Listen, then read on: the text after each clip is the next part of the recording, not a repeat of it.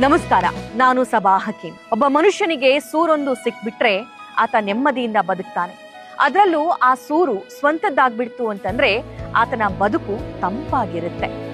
ಆ ಸೂರನ್ನ ಕಲ್ಪಿಸಿಕೊಡುವಂತಹ ಮಹತ್ ಕಾರ್ಯ ರಾಜ್ಯ ಕಾಂಗ್ರೆಸ್ ಸರ್ಕಾರ ಮಾಡ್ತಾ ಇದೆ. ಸುಮಾರು 8-10 ವರ್ಷದಿಂದ ನೆನೆಗುದಿಗೆ ಬಿದ್ದಂತಹ ಕೆಲಸವನ್ನ ಸಿಎಂ ಸಿದ್ದರಾಮಯ್ಯ ಹಾಗೂ ಡಿಸಿಎಂ ಡಿಕೆ ಶಿವಕುಮಾರ್ ಅವರ ಸಹಕಾರದಿಂದ ವಸತಿ ಸಚಿವ ಜಮೀರ್ ಅಹಮದ್ ಖಾನ್ ಮತ್ತು ಪ್ರಸಾದ್ ಅಬ್ಬಯ್ಯ ಅವರ ಕಾರ್ಯವೈಖರಿ ಜನರಿಗೆ ತೋರಿಸುವಂತಹ ಕೆಲಸ ಮಾಡ್ತಾ ಇದೆ. ಎರಡನೇ ಹಂತವಾಗಿ 42,345 ಮನೆಗಳನ್ನ ಲೋಕಾರ್ಪಣೆ ಮಾಡುವಂತಹ ಮಹತ್ ಕಾರ್ಯ ಹುಬ್ಬಳ್ಳಿಯಲ್ಲಿ ನಡೀತಾ ಇದೆ.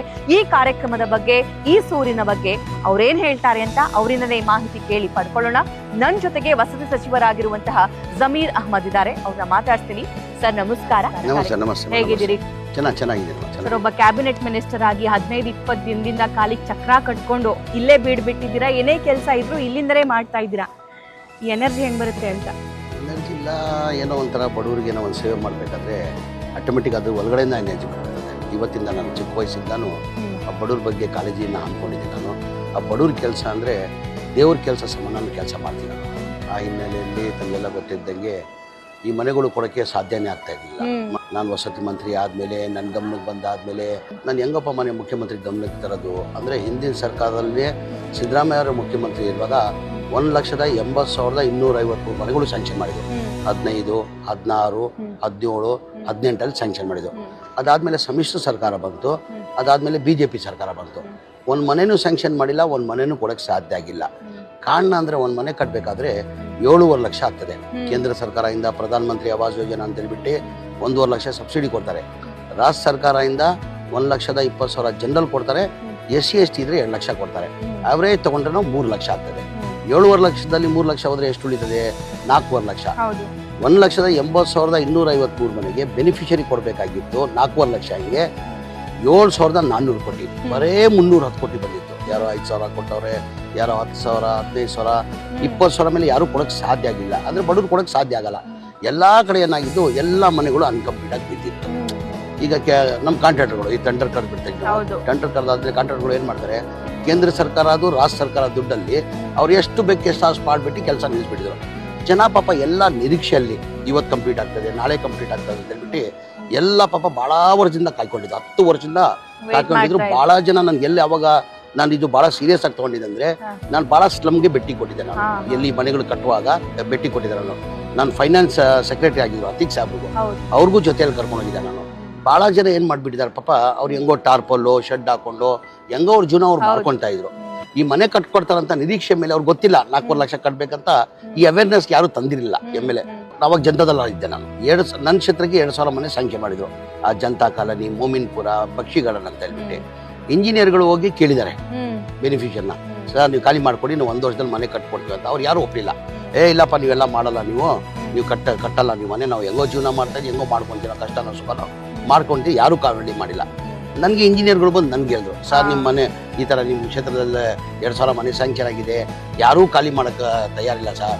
ತಾವು ಬಂದರೆ ತಾವು ಹೇಳಿದ್ರೇ ಅದು ಖಾಲಿ ಮಾಡ್ತಾರೆ ಸರ್, ಇಲ್ಲ ಖಾಲಿ ಮಾಡೋಕ್ಕೆ ತಯಾರಿಲ್ಲ ಸರ್, ಟೆಂಡರ್ ಎಲ್ಲ ಕರೆದ್ಬಿಟ್ಟಿದ್ದೀವಿ ಅಂದರು. ನಾನು ಹೋಗಿ ಜನತಾ ಕಾಲೋನಿಯಲ್ಲಿ ಮೋಮಿನ್ಪುರದಲ್ಲಿ ಪಕ್ಷಿಗಾರ ಜನಗಳಿಗೆ ನಾನು ಹೇಳಿದೆ, ಖಾಲಿ ಮಾಡ್ಕೊಡ್ರಮ್ಮ, ಈ ಥರ ಜೀವನ ಮಾಡ್ತಾ ಇದ್ದೀರಾ ನೀವು, ಒಳ್ಳೆ ಮನೆ ಕಟ್ಕೊಡ್ತೀವಿ ನಾವು, 1 ವರ್ಷದಲ್ಲಿ ಮನೆ ಕಟ್ಕೊಡ್ತೀವಿ ಅಂತ ಹೇಳ್ಬಿಟ್ಟು ನಾವು ಆಶ್ವಾಸನೆ ಕೊಟ್ಟಿದ್ದೆ. ಖಾಲಿ ಮಾಡಿ ಪಾಪ ಜಾಗ ಕೊಟ್ಟರು. ನಾವು ಆ ಟೈಮಲ್ಲಿ ಹೇಳ್ಬೇಕಾಗಿತ್ತಾನೆ 4.5 ಲಕ್ಷ ನೀವು ಬೆನಿಫಿಷರಿ ಕಟ್ಟಬೇಕಂತ. ನಾವು ಯಾರು MLAಗಳು ಅವೇರ್ನೆಸ್ ತಂದಿಲ್ಲ. ಆ ಕಾರಣಕ್ಕೆ ನಾನು ಭಾಳಷ್ಟು ತಮ್ಮಲ್ಲಿ ವಿಸಿಟ್ ಕೊಡುವಾಗ ನೋಡ್ತೀನಿ ನಾನು, ಪಾಪ ಎಲ್ಲ ಅವ್ರ ಮನೆ ಹೊಡೆದಾಕಿ ಕಟ್ತಾ ಇದಾರಲ್ಲ, ಪಾಯಾಗಿ ಆಗ್ಬಿಟ್ಟವ್ರೆ. ಪಕ್ಕದಲ್ಲೇ ಪಾಪ ಸಣ್ಣ ಸಣ್ಣ ಶೆಡ್ಗಳು, 3 ಜನ 4 ಜನ ಜೀವನ ಹೇಳ್ತಲ್ಲ. ಅದು ನೋಡಿ ನನ್ನ ದೇವರನ್ನ ನನ್ನ ಕಣ್ಣಲ್ಲಿ ನೀರು ಬಂದ್ಬಿಡ್ತು.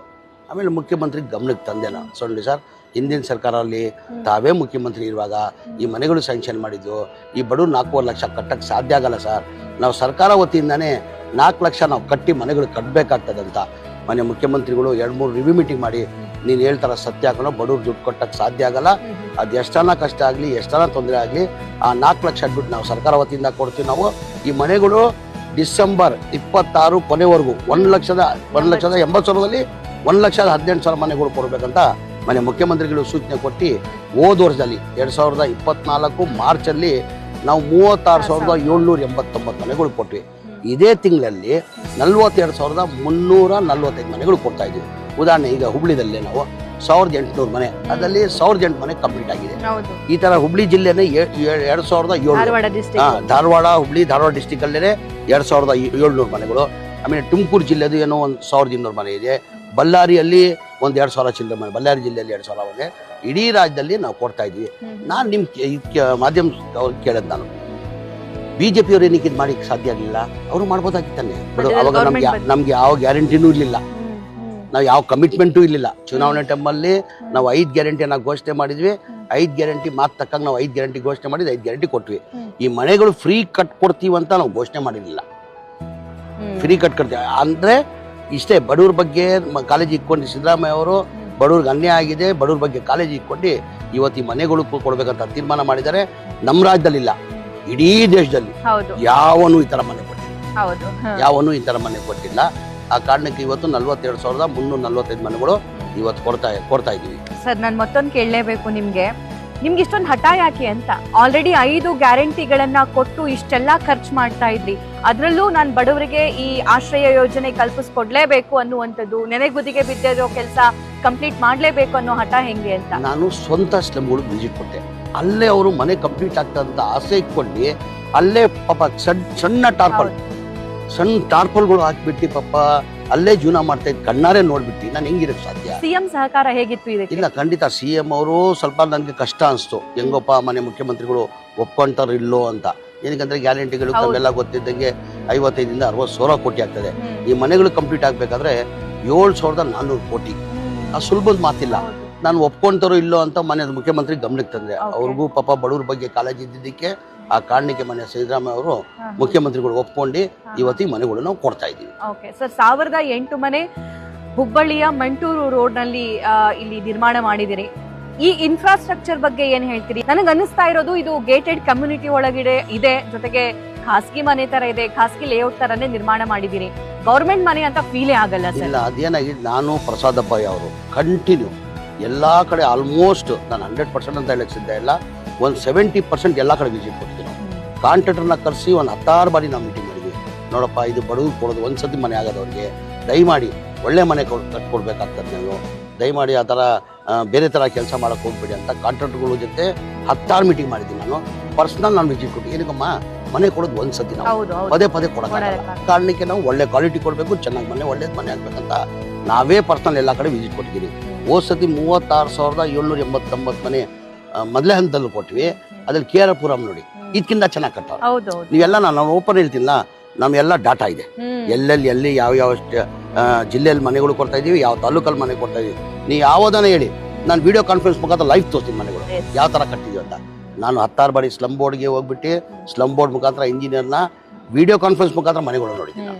ಆಲ್ಮೋಸ್ಟ್ ಎಲ್ಲ 70 to 80% ಎಲ್ಲ ಮನೆ. ಏನಕ್ಕಂದ್ರೆ ಬಡವ್ರಿಗೆ ಒಂದ್ಸತಿ ಕೊಡೋದು ಮನೆ ಅವ್ರು ಒಳ್ಳೇದಾಗ್ಲಿ ಅಂತ ಹೇಳ್ಬಿಟ್ಟು ಆ ಹಿನ್ನೆಲೆಯಲ್ಲಿ ನಾವು ಪರ್ಸನಲ್ ತಗೊಂಡು ಮಾಡಿದ್ವಿ. ಸರ್, ಬಾಲ್ಕನಿಲಿ ನಿಂತ್ಕೊಂಡು ಮೊನ್ನೆ ನೀವು ಹಾಯ್ ಮಾಡಿದ್ರಿ, ಆ ಫೀಲ್ ಹೆಂಗಿತ್ತು? ನಿಮ್ ಕನ್ಸು ನನಸಾಗಿದೆ ಅನ್ನೋದು ಹೆಂಗ್ ಎಕ್ಸ್ಪ್ರೆಸ್ ಮಾಡ್ತೀರಿ? ನೋಡಿರ್ಬೋದು, ಬಹಳ ತುಂಬಾ ಪ್ರೈವೇಟ್ ಅಪಾರ್ಟ್ಮೆಂಟ್ ಎಲ್ಲ ಆತರ ಮಾಡಿದ್ದಾರೆ. ಈಗ ನನ್ಗೂ ತುಂಬಾ ಖುಷಿ ಇತ್ತಂತದು. ಅದು ಎಲ್ಲೋ ಒಂದ್ ಕಡೆ ಅದು ಹೋಗುವಾಗ ಏನೋ ನಂದೇ ಸ್ವಂತ ಮನೆ ಬಂದಿದ್ದೀನಿ ಅಂತ ಅನಿಸ್ತು ನನಗೆ. ಆ ಬಾಲ್ಕೋನಿ ನಿಲ್ವಾಗ ನಮ್ಮ ಮನೆ ಬಾಲ್ಕೋನಿ ನಿಲ್ಕೊಂತೀನಿ, ಆ ತರ ನನ್ಗೆ ಅನಿಸ್ತು. ಓಕೆ ಸರ್, ಈಗ ನಾವು ಕುತ್ಕೊಂಡಿರುವಂತಹ ಜಾಗ ಹುಬ್ಬಳ್ಳಿ ಮಂಟೂರ್ ರೋಡು. ಇಲ್ಲಿ ಬೃಹತ್ ಪ್ರೋಗ್ರಾಮ್ ಮಾಡ್ತಾ ಇದ್ದೀವಿ, ಲಕ್ಷಾಂತರ ಜನ ಬರ್ತಾರೆ ಅನ್ನುವಂತಹ ನಿರೀಕ್ಷೆ ಕೂಡ ಇದೆ. ಈ ಕಾರ್ಯಕ್ರಮದ ಬಗ್ಗೆ ಏನ್ ಹೇಳ್ತೀರಿ? ಜನವರಿ 24 ನಾನು ಏನಕ್ಕೆ ದೊಡ್ಡ ಮಟ್ಟದಲ್ಲಿ ಕಾರ್ಯಕ್ರಮ ಮಾಡ್ತಿದ್ದೀನಿ ಅಂದ್ರೆ, ಬರೀ ನಮ್ಮ ರಾಜ್ಯದಲ್ಲಿಲ್ಲ, ಇಡೀ ದೇಶಕ್ಕೆ ಇದು ಮೆಸೇಜ್ ಹೋಗ್ಬೇಕು. ಎಲ್ಲಾ ರಾಜ್ಯದಲ್ಲಿ ಈ ಬಡವರಿಗೆ ಮನೆ ಫ್ರೀ ಕೊಡ್ಬೇಕು, ಸರ್ಕಾರ ವತಿಯಿಂದ ಕಟ್ಕೊಡ್ಬೇಕಂತ ಒಂದು ಆ ಚಿಂತನೆಯನ್ನ ಇಟ್ಕೊಂಡು ಇವತ್ತು ದೊಡ್ಡ ಕಾರ್ಯಕ್ರಮ ಮಾಡಿದ್ದೀನಿ. ಕನಿಷ್ಠ 2.5 to 3 ಲಕ್ಷ ಜನ ಸೇರಿಸ್ಬೇಕಂತ ನಾವು ಪ್ರಯತ್ನ ಮಾಡ್ತಾ ಇದೀವಿ. ನಾನು ಎಲ್ಲ ಕಡೆ ಅಡ್ಡಾಡ್ತಾ ಇದ್ದೀನಿ. ಜನ ವಾಲಂಟಿ ಹೇಳ್ತಾರೆ, ಸಾರ್ ಈ ತರ ಮನೆ ಕಟ್ತಾ ಇದ್ದೀವಿ, ನಾವು ಬರ್ತಾ ಇದ್ದೀವಿ. ನಿನ್ನೆ ಎಲ್ಲ ಓಲ್ಡ್ ಸಿಟಿಯಲ್ಲಿ ಹೋಗಿದ್ದೆ ನಾನು. ಓಲ್ಡ್ ಸಿಟಿಯಲ್ಲಿ ಯಾವುದೋ ಒಂದು ಕಾರ್ಯಕ್ರಮ ಹೋಗಿದೆ. ಆ ವಾಲಂಟಿ ಯುವಕರು ಬಂದು ಹೇಳ್ತಾರೆ, ಸಾರ್ ನಾವೆಲ್ಲ ಬರ್ತಾ ಇದೀವಿ ಸರ್, ಇಂಥ ಬಡವ್ರು ನೀವು ಮನೆಗಳು ಕಡೋದು ಕಾರ್ಯಕ್ರಮ ಮಾಡ್ತಾ ಇದ್ದೀರಾ, ನಾವೆಲ್ಲ ಬರ್ತೀವಿ ಸರ್, ಆ ಮನೆಗಳು ನೋಡಕ್ಕೆ ಖುಷಿ ಆಗ್ತದೆ ಸರ್ ಅಂತ ಬಹಳ ಜನ ಹೇಳ್ತಾರೆ. ಕನಿಷ್ಠ 2.5 to 3 ಲಕ್ಷ ಜನ ಬರ್ತಾರೆ ಅಂತ ನಿರೀಕ್ಷೆ. ಯಾವೆಲ್ಲ ನಾಯಕರು ಬರ್ತಿದ್ದಾರೆ? ಮನೆ ACC ಅಧ್ಯಕ್ಷ ಆದಂತ ಮಲ್ಲಿಕಾರ್ಜುನ ಖರ್ಗೆ ಸಾಹೇಬರು ಬರ್ತಾವ್ರೆ. ಮನೆ ನಮ್ಮ ಮುಖ್ಯಮಂತ್ರಿ ಆದಂತ ಸಿದ್ದರಾಮಯ್ಯ ಅವರು ಬರ್ತಾವ್ರೆ. ಉಪಮುಖ್ಯಮಂತ್ರಿಗಳು ಆದಂತ DK ಶಿವಕುಮಾರ್ ಬರ್ತಾವ್ರೆ. ಹೋಮ್ ಮಿನಿಸ್ಟರ್ ಆದಂತ ಪರಮೇಶ್ವರ್ ಬರ್ತಾವ್ರೆ. ಸತೀಶ್ ಜಾರಕಿಹೊಳಿ ಬರ್ತಾವ್ರೆ. ಕೃಷ್ಣಬೈರೇಗೌಡರು ಬರ್ತಾವ್ರೆ. HK ಪಾಟೀಲ್ ಸಾಹೇಬರು ಬರ್ತಾವ್ರೆ. ಆಲ್ಮೋಸ್ಟ್ ಎಲ್ಲ ಸಚಿವರು ಬರ್ತಾವ್ರೆ. ಈ ಮನೆಗಳನ್ನ ಹಂಚೋ ಮೂಲಕ ಜನರಿಗೆ ಏನ್ ಸಂದೇಶ ಸಾರ್ತಾ ಇದ್ದೀರಿ? ಅಂದ್ರೆ ಇಷ್ಟೇ, ನಮ್ಮ ಸೇವೆ ನಾವು ಸಿಕ್ಕೋದು ಒಂದು ಅವಕಾಶ ಇತ್ತು, ಒಂದು ಅವಕಾಶ ಸಿಕ್ಕಿತ್ತು, ಆ ಸೇವೆನ ನಾವು ಸಲ್ಲಿಸ್ತಾ ಇದೀವಿ. ಮುಂದಿನ ದಿನಲ್ಲಿ ಬಡವ್ರಿಗೆ ಇನ್ನ ಇದಕ್ಕಿಂತ ಒಳ್ಳೇದಾಗ್ಬೇಕಂತ ನಾವು ಭಾವಿಸ್ತೀವಿ. ಅಂದ್ರೆ ಎಂಡಲ್ಲಿ ಹೇಳ್ಬೇಕಂದ್ರೆ ನುಡಿದಂತೆ ನಡೀತಾ ಇದ್ದೀವಿ. ಖಂಡಿತ ಖಂಡಿತ ಖಂಡಿತ. ಬಡವನೇ ಆಗಿರ್ಬಹುದು ಅಥವಾ ಶ್ರೀಮಂತನೇ ಆಗಿರಬಹುದು, ಜೀವಮಾನದಲ್ಲಿ ಒಂದು ಮನೆ ಇರಬೇಕು ಅನ್ನುವಂತಹ ಉದ್ದೇಶ ಪ್ರತಿಯೊಬ್ಬರದ್ದಾಗಿರುತ್ತೆ. ಸೊ ಆ ಉದ್ದೇಶವನ್ನ ಕರ್ನಾಟಕ ಸರ್ಕಾರ ನೆರವೇರಿಸ್ತಾ ಇದೆ. ಅದಕ್ಕೆ ಕಾರಣೀಕರ್ತರು ಸಿಎಂ ಸಿದ್ದರಾಮಯ್ಯ, ಡಿಸಿಎಂ ಡಿಕೆ ಶಿವಕುಮಾರ್ ಹಾಗೂ ಸಚಿವ ಜಮೀರ್ ಅಹಮದ್ ಖಾನ್ ಮತ್ತು ಸ್ಲಂ ಬೋರ್ಡ್ ಅಧ್ಯಕ್ಷ ಪ್ರಸಾದ್ ಅಬ್ಬಯ್ಯ ಅವರ ಆದಿಯಾಗಿ ಇಡೀ ನಾಯಕರು ನಿಂತ್ಕೊಂಡಿದ್ದಾರೆ ಅವರ ಜೊತೆ ಈ ಕಾರ್ಯಕ್ರಮವನ್ನ ಸಾಕಾರಗೊಳಿಸೋದಕ್ಕೆ. ಅಗೇನ್ ನಾನು ಹೇಳ್ತೀನಿ, ಇದು ನಿಮ್ಮ ಮನೆ. ಈ ಮನೆಯನ್ನ ತುಂಬಾ ಚೆನ್ನಾಗಿ ನೋಡಿಕೊಳ್ಳುವಂತಹ ಜವಾಬ್ದಾರಿ ನಿಮ್ಮದಾಗಿದೆ. ಸರ್, ಮತ್ತೊಂದು ನನ್ನ ಕೊನೆಯ ಪ್ರಶ್ನೆ ಏನು ಅಂತಂದ್ರೆ, ಇಷ್ಟು ಅಚ್ಚುಕಟ್ಟಾಗಿ ಮನೆ ಕಟ್ಟಿದ್ದೀರಿ ನೀವು, ಈ ಮನೇನ ಜನ ಹೇಗೆ ಇರಿಸ್ಕೋಬೇಕು ಸರ್? ಇಲ್ಲ, ಈಗ ಇಂಥ ಮನೆ ಸಿಗ್ಬೇಕಾದ್ರೆ ಅವ್ರು ಕರೆಕ್ಟಾಗಿ ಮೇಂಟೈನ್ ಮಾಡ್ಕೊಂಡು ಚೆನ್ನಾಗಿ, ಅದು ಲೈಫಲ್ಲಿ ಅವ್ರು ಸಿಕ್ಕೋದು ಒಂದೇ ಸತಿ. ನಾನು ಹೇಳ್ತಾರೆ, ಮನುಷ್ಯನಿಗೆ ಏನು ಬೇಕಾಗಿದೆ, 2 ಹೊತ್ತು ಊಟ, ಒಂದು ಮನೆ ಬೇಕಾಗಿದೆ. ಆ ಮನೆ ಕೊಡ್ತಾ ಇದೀವಿ, ಅವ್ರಿಗೆ ಕಾಪಾಡ್ಕೊಂಡು ಹೋಗೋದು ಅವ್ರ ಜವಾಬ್ದಾರಿ. Right sir, thank you sir. ಸರ್ಕಾರ ಮನೆ ಕೊಡ್ತಾ ಇದೆ ಅಂತಂದ್ರೆ ಮೂಗು ಮುರಿಯೋರ ಸಂಖ್ಯೆನೇ ಜಾಸ್ತಿ. ಯಾಕಂದ್ರೆ ಜನರಿಗೂ ಕೂಡ ಅಂತಹ ಅನುಭವ ಆಗಿತ್ತು.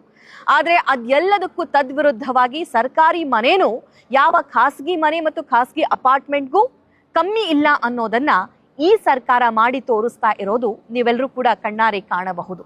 ಸೊ ಇದೇ 24ರಂದು ದೊಡ್ಡ ಕಾರ್ಯಕ್ರಮವನ್ನ ಹುಬ್ಬಳ್ಳಿಯ ಮಂಟೂರು ರಸ್ತೆಯಲ್ಲಿ ಸರ್ಕಾರ ಹಮ್ಮಿಕೊಂಡಿದೆ. ಇದಕ್ಕೆ ಸಾಕಷ್ಟು ಶ್ರಮ ವಹಿಸ್ತಾ ಇದ್ದಾರೆ ಸಚಿವ ಜಮೀರ್ ಅಹಮದ್ ಖಾನ್ ಹಾಗೂ ಪ್ರಸಾದ್ ಅಬ್ಬಯ್ಯ ಅವರು. ಲಕ್ಷಾಂತರ ಜನ ಈ ಕಾರ್ಯಕ್ರಮಕ್ಕೆ ಬರ್ತಾರೆ ಅನ್ನುವಂತಹ ನಿರೀಕ್ಷೆ ಮತ್ತು ಉತ್ಸಾಹದೊಂದಿಗೆ ಕಾರ್ಯಕ್ರಮಗಳನ್ನ ಕೆಲಸವನ್ನ ಮಾಡ್ತಾ ಇದ್ದಾರೆ. ಈ ಕೆಲಸ ಇದೆಯಲ್ಲ, ಇನ್ನೊಬ್ಬರಿಗೂ ಮಾದರಿಯಾಗಲಿ, ಸ್ಫೂರ್ತಿಯಾಗಲಿ ಅನ್ನುವಂತಹ ಉದ್ದೇಶವನ್ನ ಹೊಂದಿದ್ದಾರೆ. ಇದನ್ನ ಹೇಳ್ತಾ ಕಾರ್ಯಕ್ರಮ ಮುಗಿಸ್ತಾ ಇದ್ದೀನಿ. ನಮಸ್ಕಾರ.